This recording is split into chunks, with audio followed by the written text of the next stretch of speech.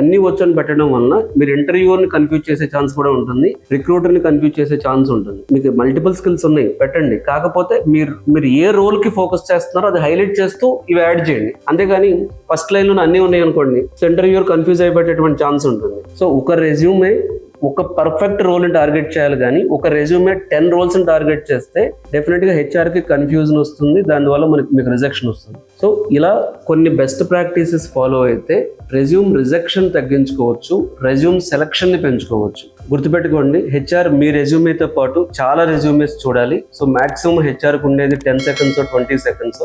ఆ 20 సెకండ్స్లోనే సెలక్షన్ అంటే resume filter చేయాలా వద్దని డిసైడ్ చేసేసుకుంటాడు తను. కాబట్టి అంత తక్కువ టైంలో మీ రెజ్యూమ్ ఇంప్రెసివ్గా, ఫోకస్డ్గా, క్లారిటీగా ఉంటే మీ రెజ్యూమ్ అనేది ఎక్కువ ఇంటర్వ్యూస్కి సెలెక్ట్ అవడానికి ఛాన్స్ ఉంటుంది. సో మీలో ఎవరికైనా ఒక పర్ఫెక్ట్ రెజ్యూమ్ ఎలా క్రియేట్ చేసుకోవాలి, సో తను పర్ఫెక్ట్ కెరీర్ ప్లానింగ్ ఎలా చేసుకోవాలి, తన ప్రాజెక్ట్స్ని ఎలా యాడ్ చేసుకోవాలి, సో ఇలా మీకు మీ కెరీర్ గురించి, రెజ్యూమే గురించి, జాబ్స్ గురించి కన్ఫ్యూజన్ ఉంటే ఈ వీడియోలో ఉన్న నెంబర్కి కాల్ చేసి అపాయింట్మెంట్ తీసుకుని నాతో డిస్కస్ చేయొచ్చు.